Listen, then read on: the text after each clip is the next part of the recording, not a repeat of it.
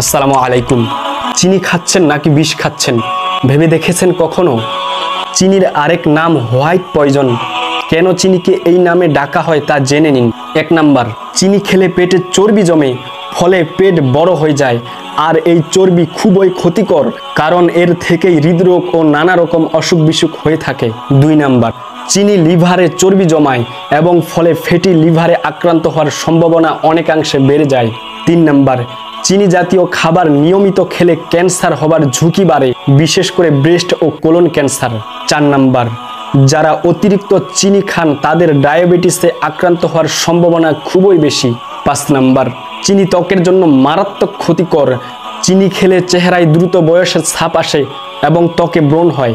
6 number, অতিরিক্ত চিনি খেলে মুখের উপকারী ব্যাকটেরিয়া মরে যায়, ফলে দাঁতের ক্ষয় হয়।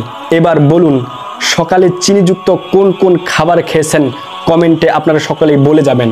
আশা করি আমি এতক্ষণ যতগুলা কথা বললাম আপনারা সকলে মেনে চলার চেষ্টা করবেন। তো আপনারা ভিডিওটা শেয়ার করে অন্যকে দেখার সুযোগ করে দেন, যেন অন্যরাও সতর্ক হতে পারে।